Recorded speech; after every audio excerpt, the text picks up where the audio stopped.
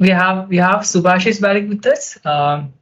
He have done some bit of core work on photonic quantum computing at Technical University Denmark, and he have switched his field to microwave photonic quantum computing.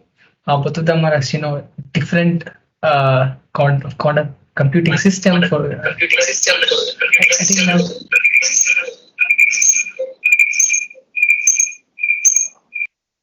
Yeah, great. So both of them are different quantum computing systems, and so he'll be both efficient with both of the computers. So shoot the questions whatever you have about all the qubit system that you had before, and he's a great resource person to start with the theory. He can ask questions about all the gates, all the circuits, everything, and over to you, Subhashish. And he's also accompanied by a Qkrishi expert, Vardhan Circle. He's also a great mind resource person for Qiskit. So whatever you have doubt, he'll be accompanied by Vardhan for the Qiskit part.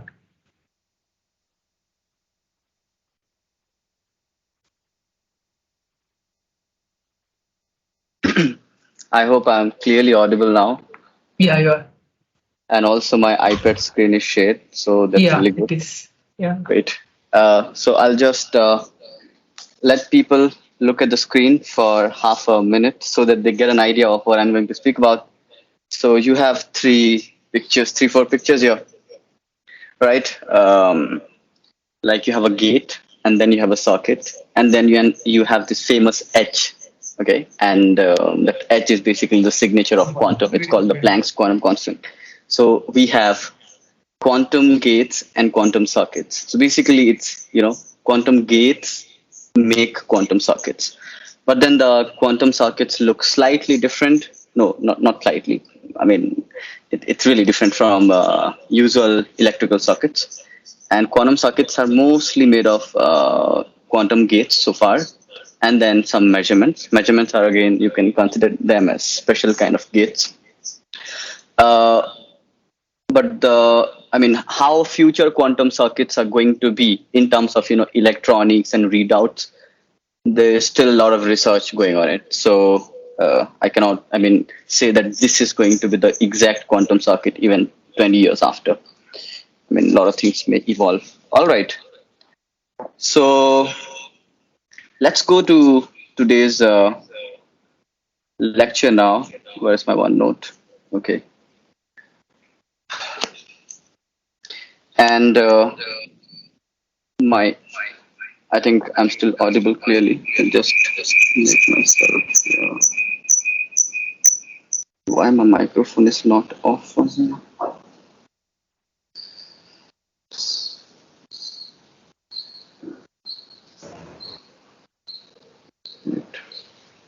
Okay, audio off. Perfect.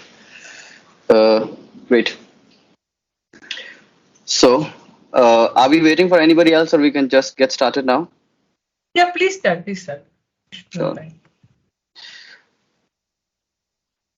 My agenda today is to cover a few topics. I'll take around 1 hour to 15 minutes, I guess, and then Vardhan would take. So let me just write some. Oops, it's too big. Okay, it's fine. So the agenda for today, it's going to be, first we'll quickly recap the preliminaries, okay? Prelims. And in prelims, I'll very quickly touch upon the qubits, which you would have already seen, I guess, matrices, the different kind of products that you take. And and then I'll introduce you to the concept of circuit.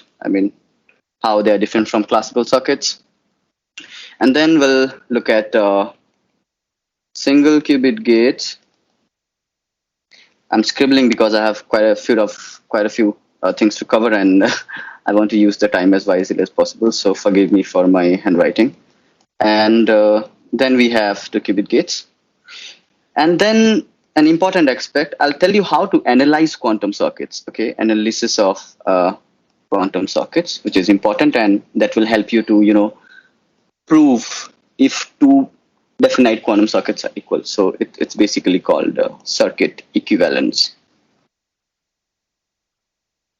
And then if I'm allowed, I mean, if I still have some time, then we'll talk about the concept of universality. So you would often hear people saying about universal fault tolerant quantum computer. So it's the universal part that comes at the front. So we must know what that universality means. And then I always like to motivate people to do quantum. And if get some time, then I'll very quickly, very briefly touch upon what are the different research directions of quantum and different architectures and different companies and so on very quickly. Okay, so let me move on to the first part, and the first part is just to tell you about the prelims. Okay, so the prelims part here. All right. Let me also tell you another thing that I'll be happy to take questions every like in between, and I'll just pause and then ask you if you have any doubts, and you can ask me anything about whatever we are doing. And if anything misses out, then we can also discuss later. I'll share with you my email ID, and also I have some lectures on YouTube that you can refer, and we'll also talk about references later. But I'll keep pausing, and please keep your questions ready. If the questions are too lengthy, then maybe we can discuss it some other time. All right. So some preliminaries. So first prelims could be what's a qubit. You have already known that qubit is a two-state system, basically alpha 0 plus beta 1, right? And the rest is just doing something over this qubit. So the rest is doing something over this side, and then you see what is happening. And this doing something basically corresponds to, like quantum circuits or quantum gates. And here you see, you see, let's say you get a different thing, psi prime, and you see whether it's the original or different, or what's the error, or if we can correct anything else. All right, so that's a qubit. And then we have matrices. Why we need matrices? Matrices are very fundamental to quantum computing. I mean, quantum matrices, quantum mechanics in general. And quantum mechanics is built upon linear algebra, and linear algebra is just matrices and operations made by matrices. So matrices define operations, right? And in quantum computing, we often call the operations as gates, right? And if you have to apply, let's say, 2 gates on a quantum state psi, then basically it would just, be like multiplying 2 matrices. So you need to be familiar with the idea of matrices. So I guess you are already quite familiar, but just to recap, if you have a 2 cross 2 matrix and 2 cross 2 matrix, you will get a 2 cross 2 matrix. So this is the normal matrix multiplication. But at the same time, if you have like a tensor product of 2 matrices, okay, and if both are 2 cross 2, then you will have a 4 cross 4 matrices. And I was also following series lectures, so I guess he has already covered tensor products nicely. I won't go into that. So, but the point is, we'll use these 2 products here: normal multiplication. So normal multiplication and then tensor products, because that's all we'll need, during our circuit analysis and so forth. Okay, what else in this thing? Yeah, another important thing I must address here is like inner products. And inner products are like this, right? You have already seen this bra, and on the left of it there's bra and then ket, and this gives you a number, right? And if I take something like this is my outer product, and this amounts to a matrix. And we'll look at this aspect here. This is going to be quite common today in our circuit analysis. All right. Just to be more concrete here, like 0 and 1 equals to 1 and 0. They are orthogonal, so it's going to give you 0. And then if we have like 0, 0, and then 1, 1, it's going to be 1. Likewise, if I have 0, 0, this will give a matrix, right? So this is going to give me this matrix. And if I have 1, 1, then it's going to give me this matrix, right? So far, so good. And then you can also check what this would give and what this would give.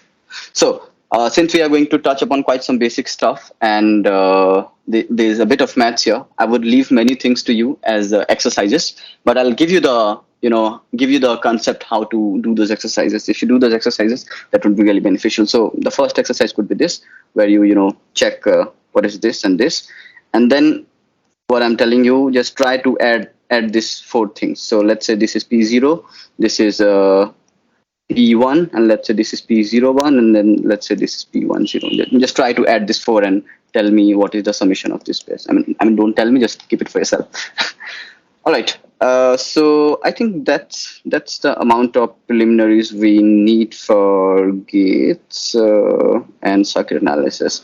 All right. So just to keep it in one page, I'll just pause here.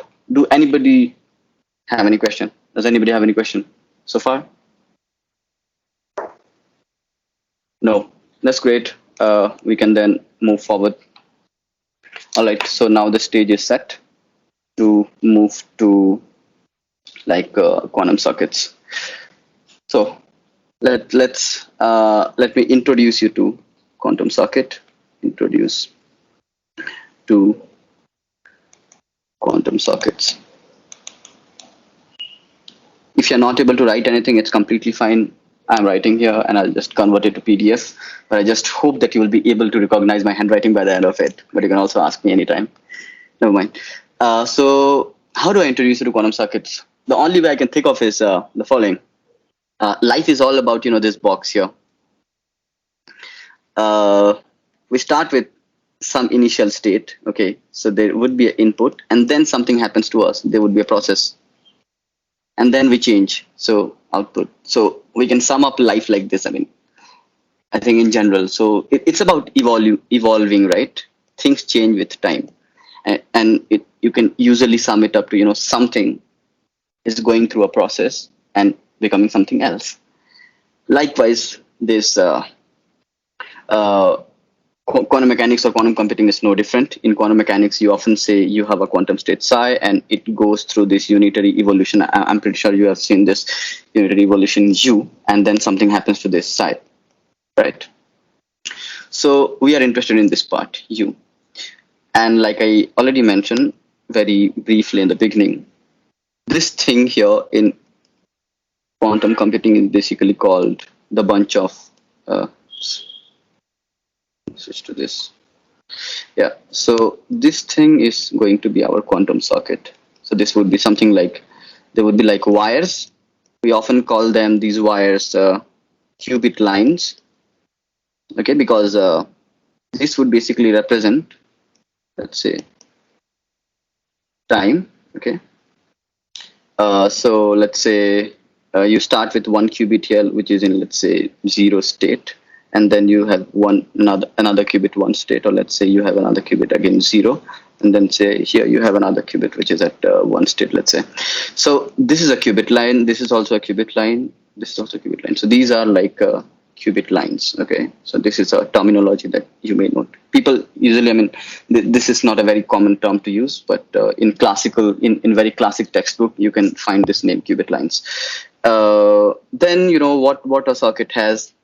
You would also have some kind of gates. Okay, so there will be, let's say, like this kind of gates here, and this is a gate that's operated on a single qubit. So this is that's why we call it as a single qubit gate.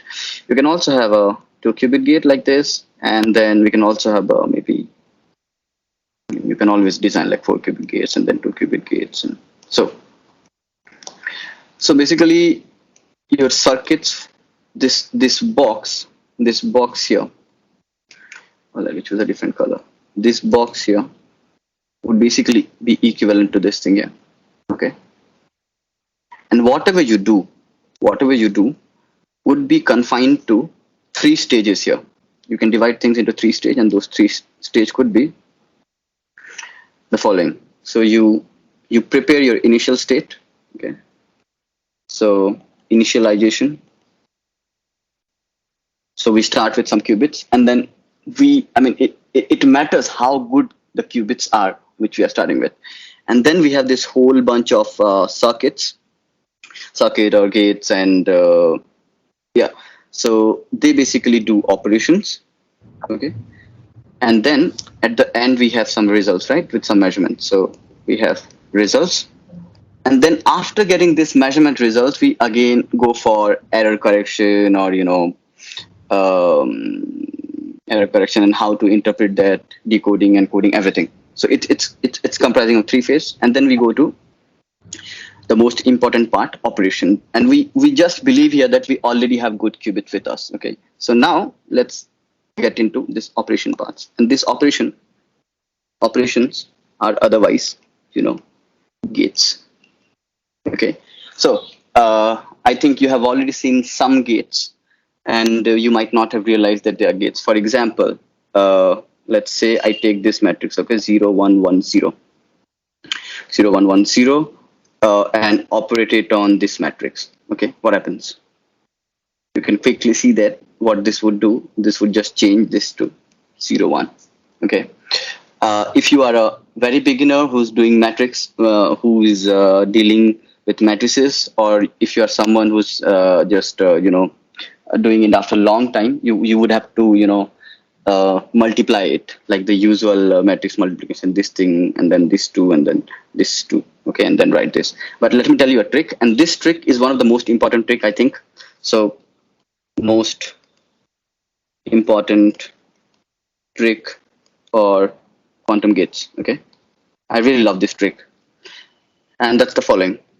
If you have a matrix here, let's say a 2 cross 2 matrix, and if it is representing a quantum gate, okay, if it is representing some quantum gate, then this first column describes the action to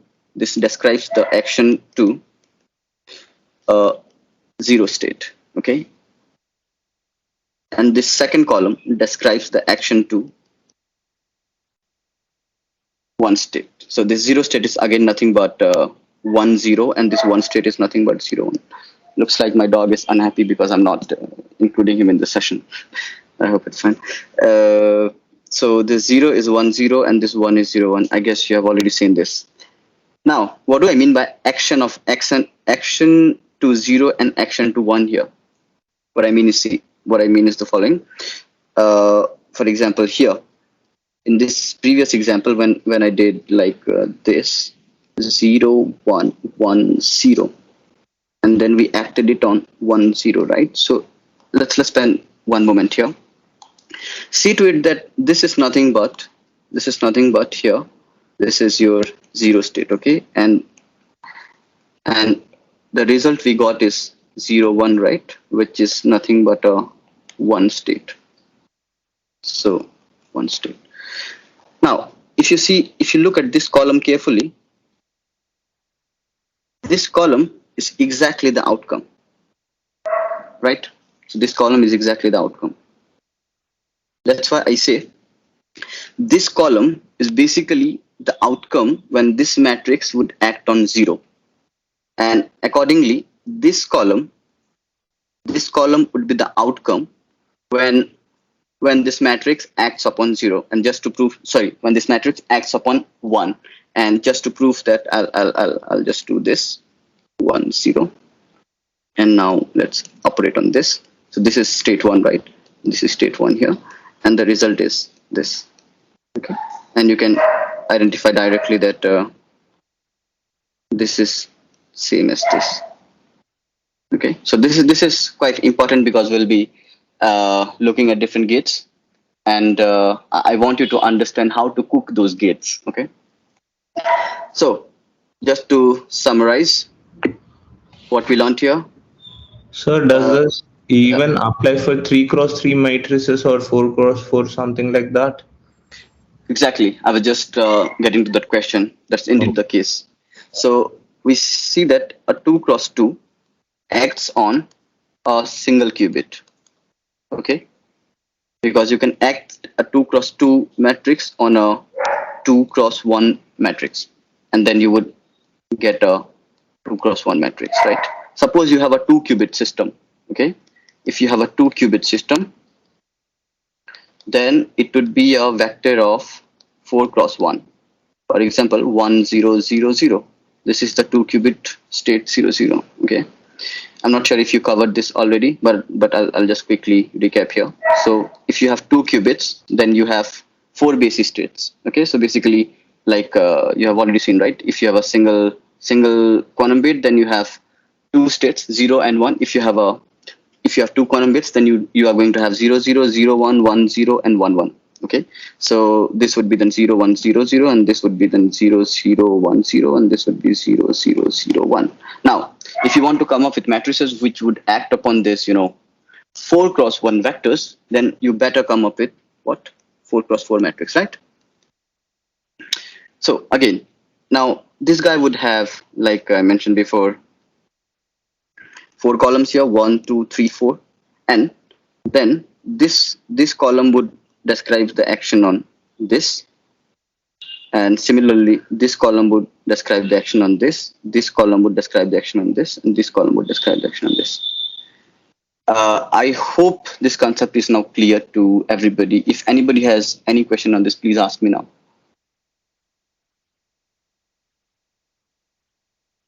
Perfect. Thank you.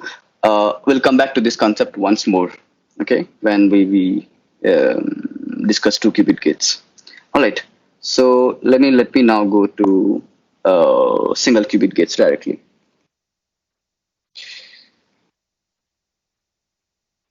So we already saw that we can have a single qubit, or we can have 2 qubits. We can also have 3 qubits. But I'll tell you at the end why are we confined to only 2 qubits? Why do we don't talk about 3 qubits and more? So and you would also see this in this tutorial that I'll be talking mostly about the single qubit and 2 qubit gates. We'll look at one 3 qubit gate, but not beyond that. And that's where I'll get to the part of universality. Why that's needed? I mean, why you don't have to go beyond 3 qubit gates. Okay, so what are the single qubit gates?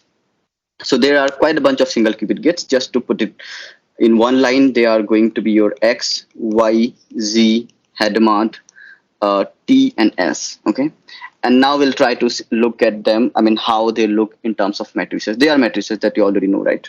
So this is going to be a matrix. This is going to be a matrix. All of them are basically going to be matrix. You have already seen X, I guess, and X is nothing but 0 1 1 0, right? Then you have to see Y, and then you have to see Z and H and T and S. All right. There are two ways we can learn about gates. Okay, two ways. The first way, you know the gate, and then using this gate, you know the outcomes. The second way is you know the outcome. I mean, what this gate would result if it acts on 0 or 1, and based on that you cook up your gate. Okay, for example, in this first case we already know that 0 1 1 0 1 it does when it acts with 0, or this is basically your X gate, right? Because it flips 0 to 1 and it flips 1 to 0. So this is the operation of excuse me, this is the operation of X gate, and since it's flipping, it's also called as bit flip, because it is changing. It's basically flipping 1 to 0, 0 to 1. You since you know the structure of X here, you know the structure of X, that this is this matrix. You can tell the outcome. Okay. Now in the second way, what we know, we know the outcome. Okay. Sorry. We know the outcome. So, and then from the outcome, we are trying to come up with the structure of the gate. So just to illustrate that, let's say I know that I have a gate which is changing 0 to 0 and which is changing 1 to -1. Okay, it's changing 1 to -1, and then I'm asking you what is going to be the gate. All right. So just like I told you, the method, I mean the thing that we checked before, the most important, what's that? Yeah, the most important trick here. We have a matrix here, which when acts on 0 gives us 0, and which when acts on 1 gives us -1. So basically this. All right. And then we know that this matrix better have this structure, a structure where the first column would represent nothing but the action on 0 qubit, and the second column would result on the action on second qubit. Action on 1 qubit. I mean qubit 1, or the 1 state, sorry. Yeah, so this is basically the gate that we come up with. from the outcome where 0 was changed to 0 and 1 was changed to -1. All right, and this is your basically Z gate. So Z gate is 1 0 0 -1. Okay.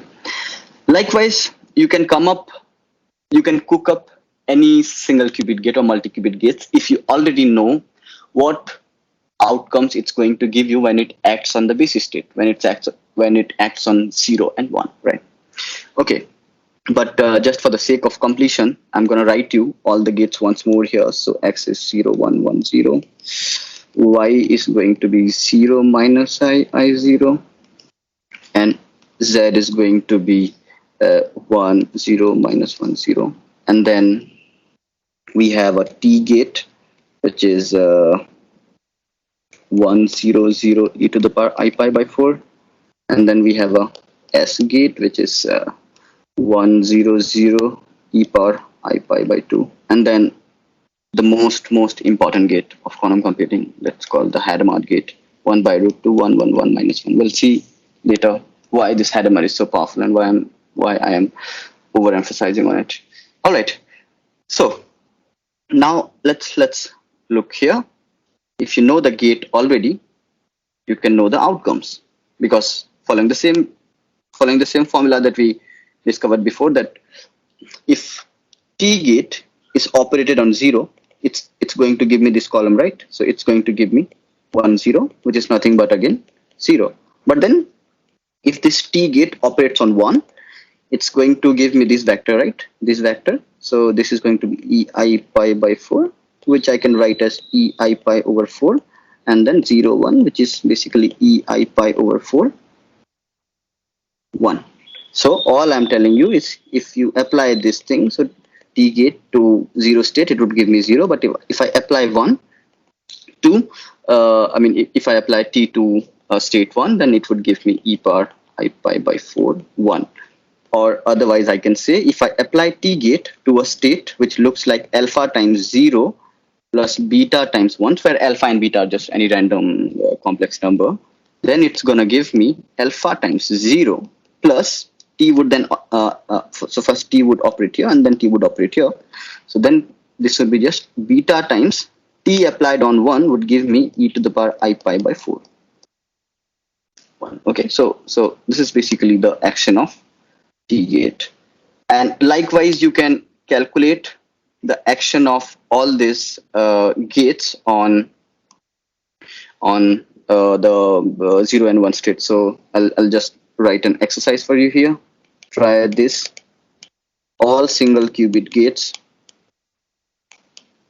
check their action on 0 and 1. Just for fun. Okay, and that will be also useful for you, and keep it written somewhere. So time for question. Does anybody have any question here? Hi, I don't have a question regarding the calculations you did. I was wondering, like, what does the complex numbers here represent physically? Is it a current which is decreased? And that's one question. Second one, a trivial question is, how are these manifested? Like, say, in a binary regular computer, it's using a transistors and combination of transistor, which we call as a integrated circuit, and goes on VSLI and other thing. In quantum, how is it manifested physically? Sorry if it's out of scope, you can skip and probably focus on the. It's fine. Your first question was what are these alpha and beta? What do they mean? See, so quantum is all about probability. Okay, so I neither have just 0 nor I have just 1. I have a superposition of 0 and 1. So there's certain probability with which 0 would come, and there is certain probability with which 1 would come. I do not know the value until I measure them. Okay, so this alpha and betas here are nothing but probability. So they are just sticking to your quantum states always. So any quantum state that you have, that's going to be in a superposition of a bunch of states, and there would be some numbers sitting in front of all the basis states. I mean, here like 0 and 1 are the basis states. So these alphas and betas are basically your probabilities. When I mentioned this e to the power I pi over 4 coming in front of 1 because of this T operation, this thing basically just gets multiplied with the probability. So what you do, you start with the quantum state, and when you do operation, when you apply gates, all you are changing is, the probabilities of those basis states to which it would collapse. I don't know if you guys discuss collapse. Collapse is just like if my quantum state is some combination of 0 and some combination of 1, at the end of the day when I measure, it's going to collapse to either 0 or either 1 with some probability, right? When I do Right. let's say I'm taking a much bigger quantum state, okay, where I have superposition to, let's say, 4, 5, or 10 states, and all of them have some probabilities. When I do this circuits operations, all I do is I change these probabilities basically.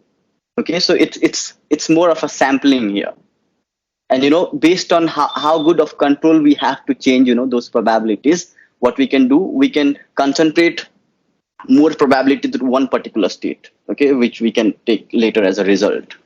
So yeah, just to cut a long story short, these quantum states, what they do, they basically change the probabilities of different outcomes, and accordingly you can control your computation result. So that's about the first question.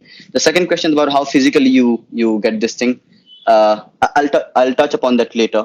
I'll talk about superconducting and optics very briefly later, so we can just wait until then. All right. I hope I give you at least somewhat Sure. digestible answer. Cool. Okay. And it's all like e to the power of something, right? So it's like almost like a sigma. Is it 0 or 1? And then it's like a logit function, something of that logit function. Am I right in my observation? Sorry, I couldn't understand your question. So in most of the matrices, what we're using, it's all the function of the power of something, which gives you a sigmoid function, right? And it's some kind of a logit function which applies on the probability. That's why you're getting the binary output at the end. Yes. Yeah, but I'm not sure about this sigmoid nature. I'm not able to connect this sigmoid nature. Okay. So I beg your pardon for that.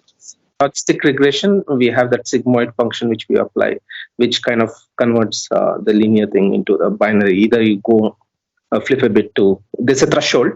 Below the threshold, you be 0. After the threshold, it basically takes you into the 1. I think the exponential functions are acting in the similar manner here.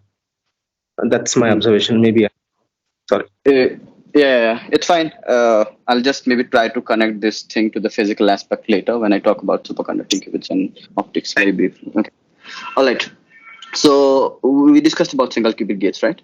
And I give you as an exercise to you, check their actions on 0 and 1. Okay. Now, I should also mention here that 0 and 1 are nothing but computational basis states. So you can do quantum operations on 0 and 1. You can also do quantum operations on plus and minus states.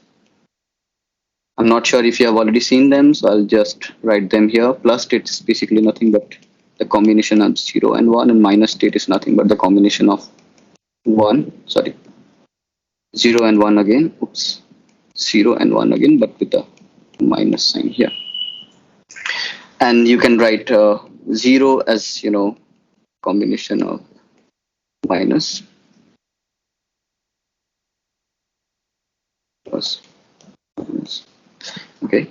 So just to give you some additional information which might be important for you later, these two are two different bases.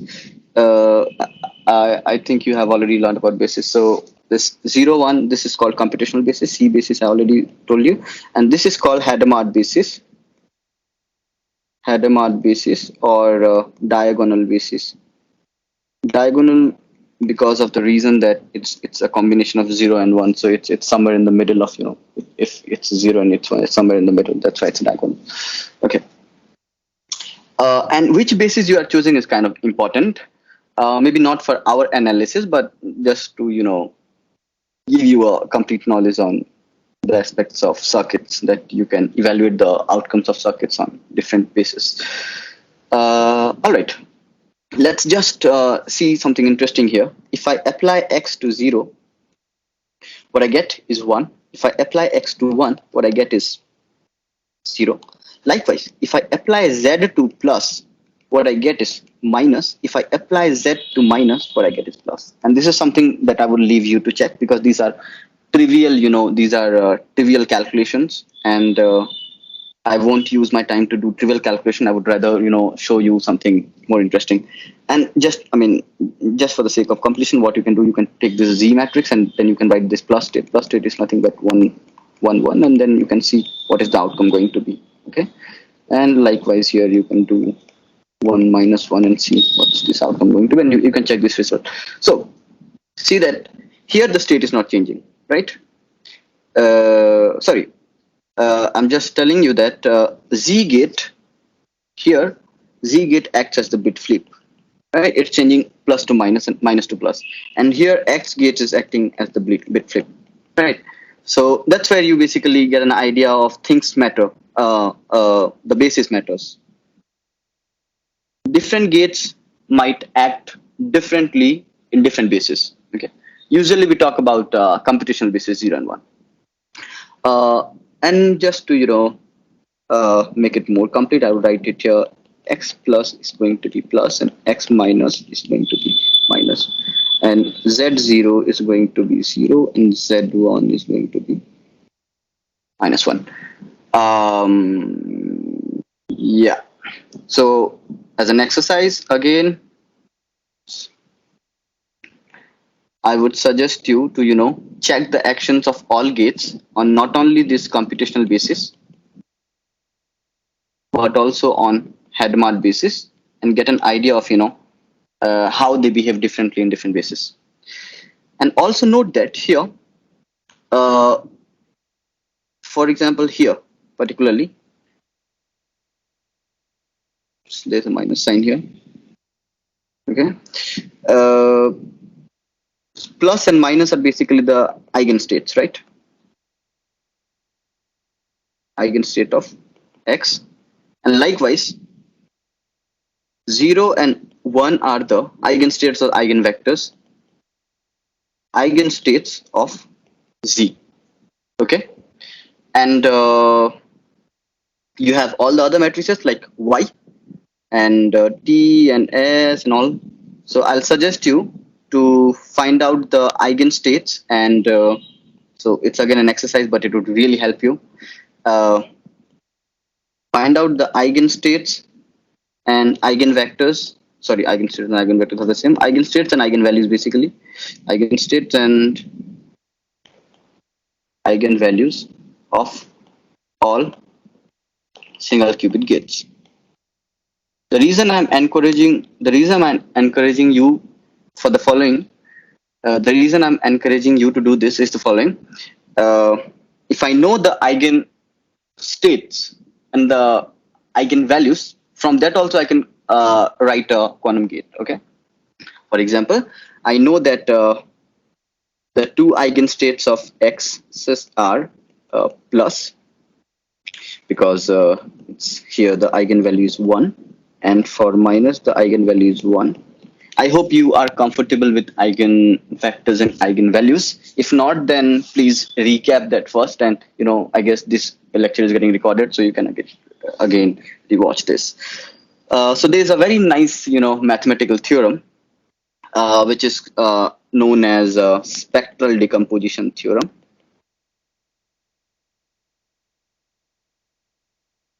Which basically says that if you know the eigenvectors and eigenvalues of a gate or a matrix, then you can write the matrix in the following manner. So that matrix is going to be basically the sum over the different eigenvalues with this thing. I. So lambda I here is different eigenvalues, and this I and I are ket I is basically your eigen vector. This is vector and this is eigenvalue. For example, I can write X as there are two eigenvalues, right? So first eigenvalue is +1 and the corresponding eigenstate is plus, and then I have the second eigenvalue -1 and the corresponding eigenvector is -1. Likewise, you can write Z, you can write Y, you can write Hadamard and everything. So I'll strongly encourage you to do that. Okay. So now we have we looked at all the single qubit gates. and also the spectral decomposition theorem. Does anybody have any question now?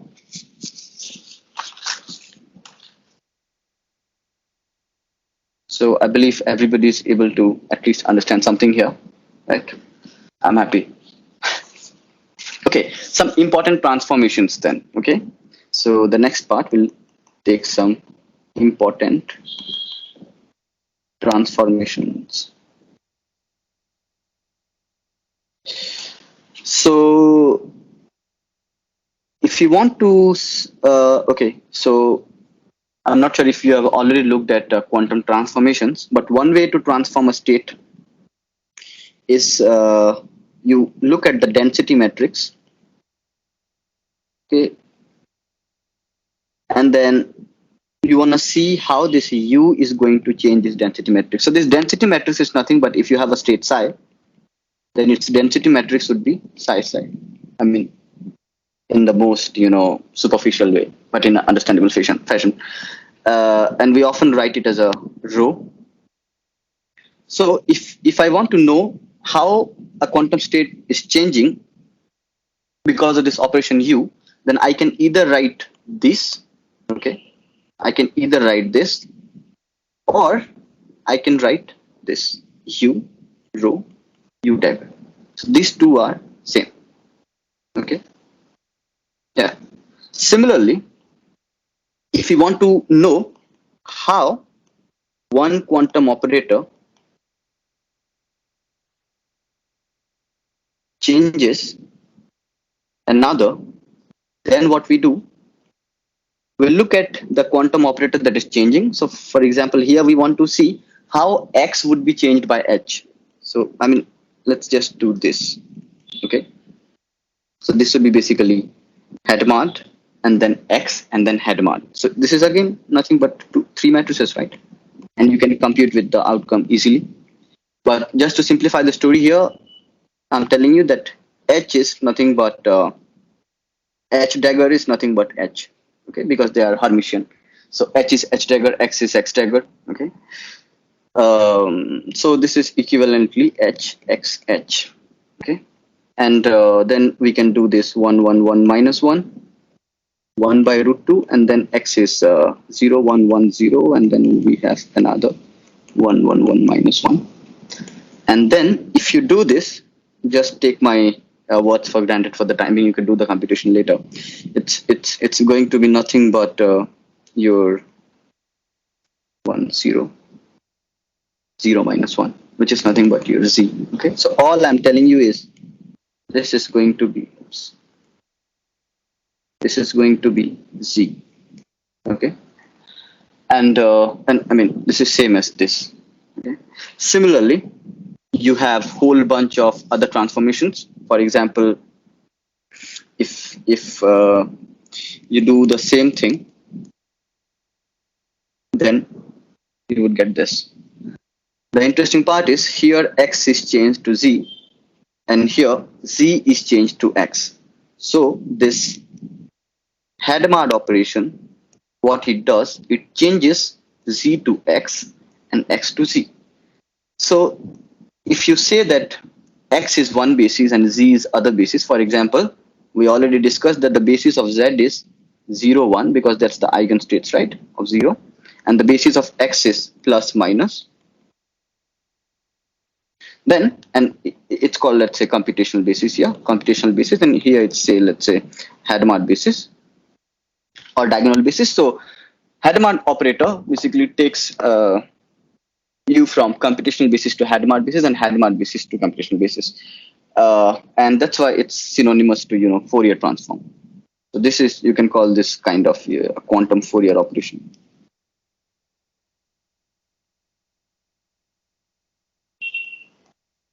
This is not the quantum Fourier transform that you see in algorithm. In fact, that's the same as this, but in a much bigger scale. There, you want to look at how this Hadamard transform results when it is applied to a whole bunch of qubits, like 0, 0, 0, 0, 0, many zeros. So, but at the ground level, it's the simple Hadamard transformation. Hadamard taking 0 and 1 to somewhere, taking plus or minus to somewhere. Okay, So what are some other important identities here? You can also check, for example, this identities here, and I'll strongly encourage you to do these exercises again. I'm sorry, we have limited time, so I just want to send this to you. So H dagger would be minus y, S dagger would be y. This is x. I should be a bit careful. S dagger would be minus x. Okay. S square is z, t square is s, tz t dagger equals. These are some important identities that I just picked up from standard references, and you can maybe try. All right. So far so good about single qubit gates. Does anybody have any question regarding this Fourier and Hadamard or anything? No. Good. Let's go to 2-qubit gates then. We are done with single qubit gates. We go to next 2-qubit gates.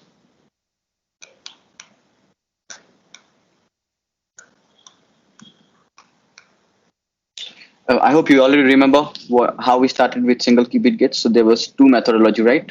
We know the action of the gates on the states, and using that we calculate the matrix of the gate, or we know the matrix of the gate, and from that information we know the action of it on the basic states.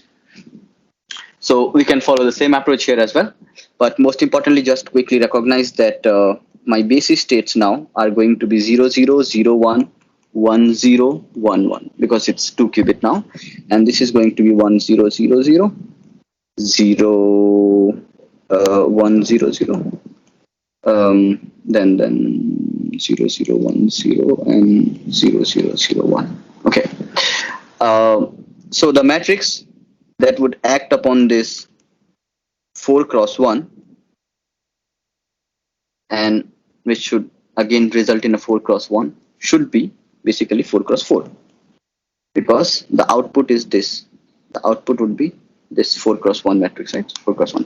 So we need to have a 4 cross 4 matrix to have a 2 qubit gates. All right, let's discuss about the most famous CNOT gate. CNOT gate. Why this CNOT gate is so important? CNOT gate is important because it helps you create entanglement. Helps create entanglement. And I think you have already heard about this entanglement thing. In one line, just to recap, entanglement is such a phenomenon, such an interesting phenomenon, that if two things are entangled, then you can know about one's behavior by knowing another's behavior. If you and me are entangled, my friend can come and look at me and look at which t-shirt I'm wearing, let's say black, and then he can accordingly predict you are wearing white, because let's say the entangled state is something like black, white plus red, green, okay, by root 2. Let's say this is the entangled state. So my friend comes and then just he's look at me that I'm wearing black, okay, and he then gets confirmed that, okay, if you are black, then the other guy must be wearing white.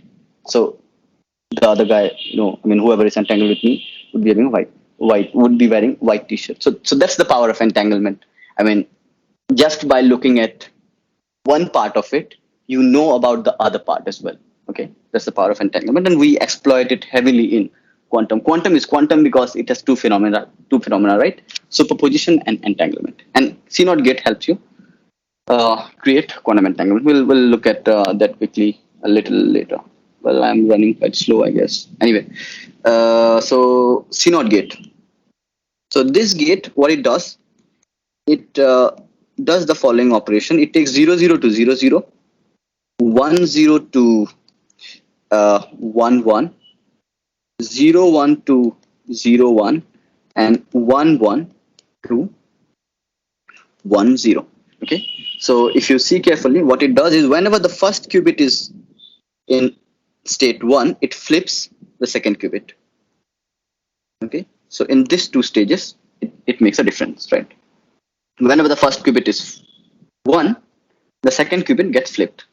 That's why if I want to write the structure of CNOT gate, then it's going to be again a 4 cross 4 matrix, but then you can write the columns of them. This is going to be the action of this, so this stays as it is, right? In the second column, the outcome has to be 1 1, right? And 1 1 is nothing but 0 0 0 1. What mistake I'm doing here? Nothing. Then 0 1 has to be 0. Oh, sorry. Yeah, this second column has to be the action on 0 1 qubit, right? And the 0 1 qubit is just staying 0 1. So I'll have to just write 0 1 0 1 qubits vector here. So this is going to be 0 1 0 0.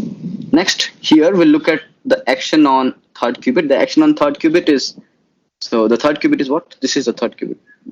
Let's say this is the first, this is the second, and this is the third. Yeah, that's the problem. I just wrote them in different order. So the action on third qubit is it changes to 1 1. So we write 1 1 here, and 1 1 is basically this. And then the action on fourth qubit is 1 0. So this. So we have this state here. This is your C0 gate. Okay. This is C0 gate. Okay. All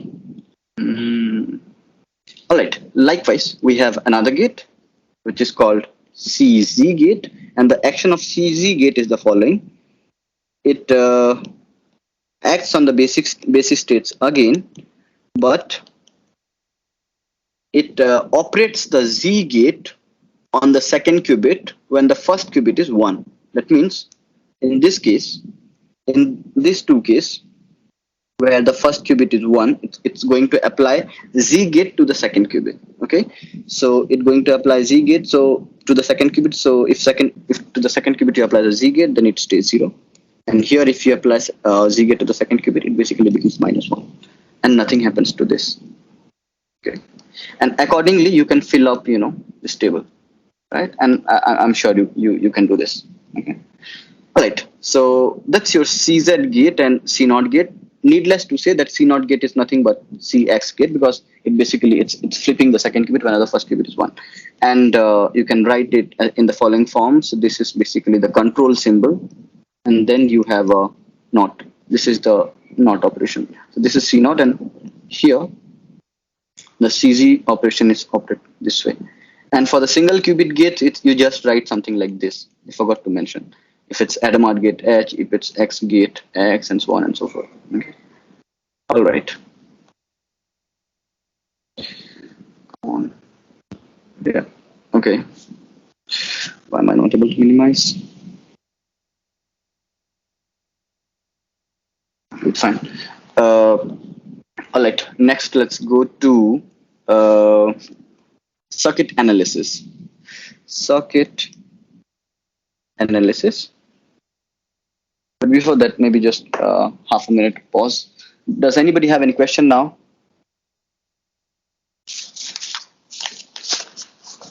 No? Thank you. I hope you are picking up something, or it could be the case that I'm too fast. All right. Circuit analysis. So what do I mean by circuit analysis? What I mean is the following. Suppose I just tell you that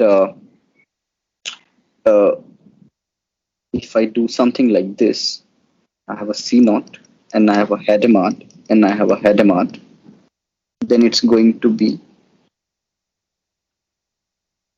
this state. So what I'm telling you is this circuit is equal to this circuit. How do you know? That's when we need to analyze the circuit. Okay, I mean how it's going to be same. These are also called as circuit equivalence or circuit identities, circuit equivalence or circuit identities. Okay. So we can start with this LHS left hand side and see if it simplifies to RHS, right? That's the most usual way of proving something. So let's start then. How do we write this thing? At the end, it's going to be a 2 cross 2 matrix, but here we have a C0 gate, right? And then we have a Hadamard gate and a Hadamard gate. But this doesn't quite look good because this C0 gate here is a 2 cross 2 matrix. Sorry, here it's a 4 cross 4 matrix. But then this Hadamard alone is a 2 cross 1. Sorry, 2 cross 2. Here it's again 4 cross 4. Okay, so how do we deal with this dilemma? We deal with this dilemma by putting identity here.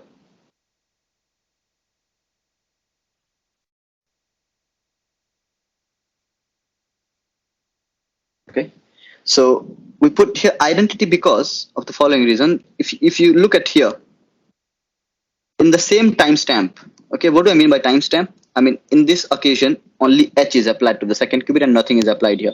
If nothing is applied, then identity is applied. In the second timestamp, I mean, in the second step, let's say you have a C0 applied, okay? And in the third step, you have Hadamard is applied to the second qubit, but nothing is applied to the first qubit. So you have identity again. So now you can, multiply these three. We have already seen how matrices are multiplied and how tensor products of matrices could be taken. So now you can basically do this thing first, and then this matrix you already have. So if you first multiply this two and then you multiply this thing to this, and then you can verify that this is going to result in your CZ matrix. Oh, this is one way of doing it. All right. Just to be clear, once more here, that might look a bit trivial, but let me just try to address it next.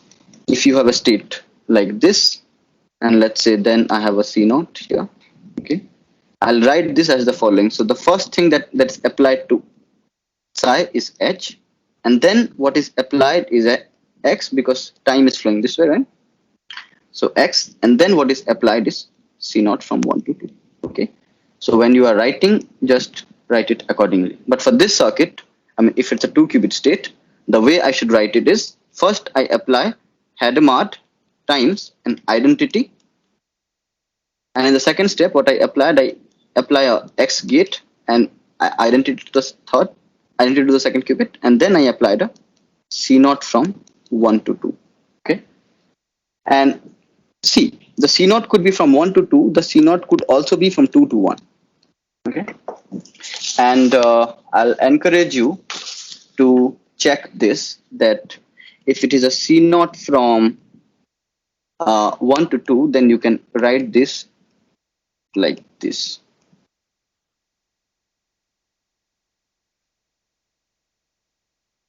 Okay, so this is a C0 from 1 to 2. This is a C0 from 2 to 1. This is again an exercise for you. And likewise, you have many other things. For example, there's an interesting quantum gate which is called swap gate. Okay, what it does, it swaps 0 to 1, and it swaps 1 to 0. So if you have 0 0, then it would do nothing. But if you have 0 1, what it does, it converts it to 1 0. And if you have 1 0, it converts it to 0 1. It swaps. Okay, and I mean, here swapping in these two places, swapping won't matter. And this circuit is again nothing but this circuit, and I'll again encourage you to check this thing. So 3 C0 gate, okay? This is control, this is not, this is control. So this is C0 from 2 to 1, this is C0 from 1 to 2, again C0 from 1 to 2. All right, so these are again some 2-qubit gates. Like we discussed, 2 2-qubit gates, right? C0 and then CZ. All right, does anybody have any question now? All right, I'll take maybe 10, 12 more minutes, and then you can go and, you can basically go and practice these circuits on Qiskit. Okay, what you can do, you can try to write the code for this circuit, and you can just try to write the code for this circuit and see if they give the same outcome when you applied them to a particular state. Let's say you applied them to 0 0 state. Okay, Yeah. I have one question. Yeah, sure. So the architecture. So one circuit seems to be complex and like giving the same output as the simple circuit, right? Mm-hmm. So is there a preference of one or the other in certain situation? Yeah, the answer to your question lies in the experiments actually. For example, when you deal with optics, okay, when you use optics to do quantum gates, this circuit is very useful. Uh, for example, I mean, here I have written this way, right? I can also write the same as this. I have Hadamard, and then a CZ, and this is giving me this thing. So all I'm trying to tell you is in optics, it's very difficult to design a C0 gate directly, but it's very easy to do a CZ gate and a Hadamard gate. A Hadamard gate is very easy in optics. Okay, it's just changing. It's just rotation by 90 degree. Okay, so you just use a phase shifter. So you use a phase shifter, and then CZ gate is very easy in optics. So even though it looks a bit complicated here, I mean C0 is just one, and then here I have three operations. These three operations are physically more implementable. That's the reason we use this kind of circuit identities. Did that answer your question, at least to some extent? Okay. Yeah, Great. definitely. Yeah, and yeah, it differs from different physical architecture to different physical architecture. For example, in superconducting qubits, it might be easy to come up with a C naught gate and not a CZ gate. Okay. All right. So you can check the circuit identities accordingly. And now let me just quickly tell you a 3-qubit gate, one 3-qubit gate, which is kind of important, and it's called Toefl Gate. Toefl Gate. And it's look like this. It's a 3-qubit gate, so I must have operations on 3 qubits. So only when both the first and second qubit would be at state 1 1, it is going to flip the third qubit. Okay, 1 1 1 1 1 0, and for the rest of the places, it would just not change the state. So you can write a 8x8 matrix for the Toefl gate. All right. Now that we have looked different sets of gates, single qubit gate, 2-qubit gates, and 3rd-qubit gates, let me tell you about this concept of universality. So universality is when you have a few number of gates using which you can make any kind of gate. Okay. For example, in classical systems, if you have studied a bit about logic gates, then the NAND gate is considered to be the universal gate, because of the reason that you can use NAND gate to make any kind of quantum gate. Sorry, to make any kind of classical gates. Okay, so the universality lies in the fact that using that set of gates, you can make any desirable gate. In quantum, you can have multiple sets of universal gates. So the one set could be this Toefl along with Hadamard. Okay. Another set could be C0, and then Hadamard, and then S, and then T. Okay. So here you can see you are taking a 3-qubit gate, right? Here only 2-qubit and single qubit gate are sufficient. Okay, so you have like 2 sets of gates. So what's wrong? What I'm trying to tell you is, using these 2 sets of gates, if I give you these 4 sets of gates, then you can use these gates to make any kind of gates, and that's what quantum simulation is about, right? Quantum simulation.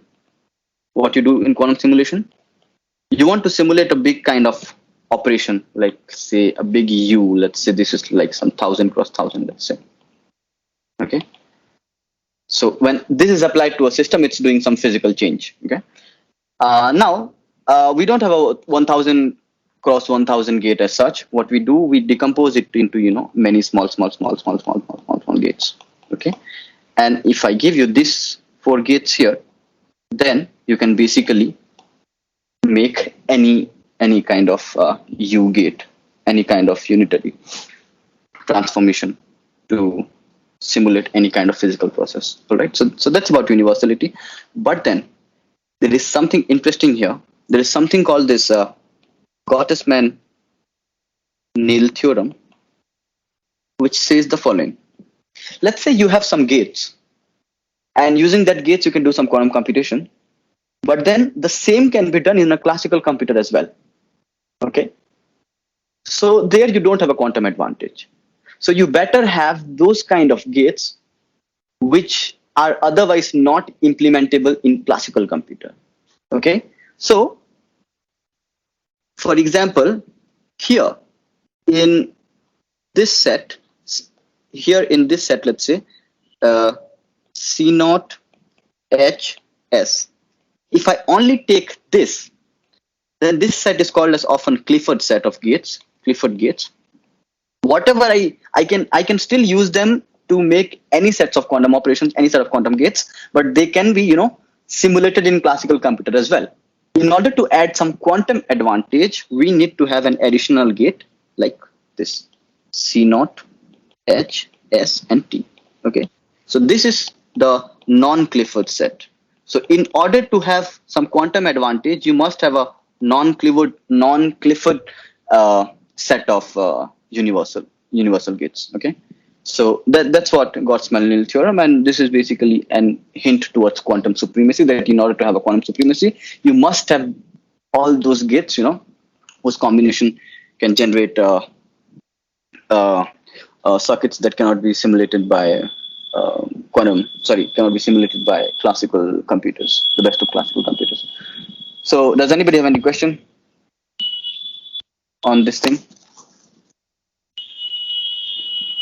No? All right. I'll just take the last 5 minutes to wrap up a few things. But I told you about Man Nil Theorem. As an exercise, I would suggest you to check Solvay-Kitaev theorem. Solvay-Kitaev theorem.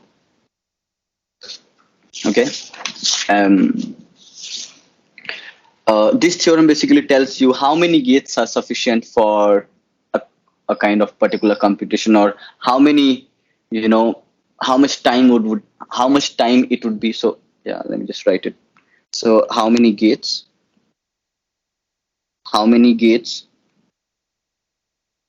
and how many timestamps. Timestamps are basically nothing but how many computational layers you need to have to simulate a particular kind of physical process. So check out this theorem as well. This is a very important theorem. I forgot to tell you about an important circuit. I just remembered that's the Bell circuit. And Bell circuits looks like the following. If you start with, let's say, 0, 0, if you apply a Hadamard and then you apply a C0 here, okay, then you result in this state. And I guess you have already seen that this is an entangled state. Likewise, if you start with something else, let's say 0, 1, if you start with this state, or you start with 1, 0, or you start with 1, 1, then you would be resulting in different other sets of states, like something like you may result in this, or you may result in 0, 1 plus 1, 0 by root 2, or you may get 0, 1 minus 1, 0 by root 2. And that's something that you can try in your Qiskit session, which follows this tutorial. So that's about your Bell circuit. All right. So I think I have covered most of the stuff. I still have 3 minutes left to my planned time. So let me tell you something about quantum parallelism. It's again application of the quantum gates. Am I going too fast? I think so, but are you able to follow up something at least? Yes, we were able to get the abstract for the concepts, but not the whole concepts. Yeah, I see. At least one thing you can do, you can check these circuits in Qiskit, okay? The circuit identities, which I'll strongly encourage. And regarding this theorems and stuff, you can also just Google out And if you have any doubts, then I'll just write my email ID in a moment, and I would be very happy to discuss further. I just wanted to give you a bit of idea on the different important concepts. That's why quantum parallelism. It's very important because the power of quantum is in the fact that you can do operations simultaneously on different quantum states. Okay, what I mean is, if I give you Hadamard and acts on 0, then it gives me this state, right? If I give you 2 Hadamard and acts on 0, 0, then you would give me this state, plus 1, 0, plus 1, 1. So you can see that now you have like four possible states. Likewise, if I give you this, okay, 0, 0, 0, then it would give me all the possible 3 states. I mean, 0, 0, 1, plus there would be 8, right? So last one is 1, 1, 1. So suppose you start your system in this state and then you apply some computation. So I apply a computation like many other gates after, after coming up with n Hadamard gates operated on n qubits. So what it would do is basically this U would apply on all the possible states, right? So the outcome would be U applied on this, plus U applied on this, plus U applied on this, plus U applied on many other, right? So you can see that you are applying this U to many different states. So that's called the quantum parallelism. And that's something that's not possible in classical case. Okay, here, because it's always in a superposition, whatever you apply, it applies to all the states. So that's called quantum parallelism, and that brings that quantum advantage here. So that's something I think which may excite you, and I would recommend you to just check out books for quantum parallelism. It's an important concept. All right, I'm almost at the time now, so maybe I'll just give you some references for future which you can look at. I'll mention in the WhatsApp group about some references as well. But for here, I'll lastly, I think, just leave you out with this additional information on the research part. For references, I'll just put up in the WhatsApp group, or in the next session, I'll just drop a link. For additional information, I would just like to say that what we saw here is gate-based, okay? But there is a completely different way of doing quantum computation, and that's called measurement-based. So this is measurement-based. And the interesting part is, I don't know if you have already got an idea about it, that circuit-based quantum computation is basically reversible, okay? Normal computation is irreversible, but circuit-based is reversible. This measurement-based is irreversible, but there is a lot of research going on this. With physical hardwares, they could be superconducting, they could be optics, they could be ion traps, they could be NVs, and they could be spins. So like 5. And then there is, in terms of scalability, there could be continuous variables, and discrete variables. So like, I mean, I brought up this issue here because see how many words I have written here. 1, 2, 3, 4, 5, 6, 7, 8, 9. So you can do a research in any area. Basically, you can combine these two, you can combine these two, or you can combine, this two or anything, and you have plenty of research directions in which you can walk. Different architecture, different computational model, different scalable fashion, etc., etc. So I think I'll just stop here. I'm already a bit over time, and then Vardhan would help you to analyze and see things in Qiskit platform. And I'm sorry about this space. I just wanted to give you some idea about some important things. So, all right, you can write to me on email or something, and bye. Thank you. If you have any questions, just ask me. Thank you. It was a wonderful session. My pleasure. Thank you. And sorry. Yeah. Like this is the complete different kind of computation, right? The measurement based system? Yeah, Okay. it is completely different. Just very briefly, in normal circuit based, what you do, you apply gates, and at the end you do measurement. Okay. In measurement based computation, what you do, you keep measuring, and as you keep measuring, the state evolves. Okay. So Okay. that's how it's different. Yeah. And is this architecture like, can we simulate this somewhere in Qiskit, or else there is nothing for it somewhere? Is it something still in development stages? Sorry, please repeat the question again. Like, can we simulate or work on this kind of models in Qiskit? Measurement based model, you say? Yeah. I'm not sure, but I think you can do it at least to a certain depth. I mean, not Okay. like many qubits or stuff, but you can do. Also check Xanadu's quantum computer. Okay, Okay. Xanadu's website. They work with measurement based. I've also shared my link to. I have put a lot of lectures on YouTube, so I also encourage you to check that if you want to know the very detailed basics, But also there are great lectures on YouTube that you can check out. But yeah, that's it what I had to say. And Vardhan, sorry for taking your time, and I'll just mute now. So bye guys, and thank you for being patient, and thank you to the organizers to give me an opportunity to teach something here.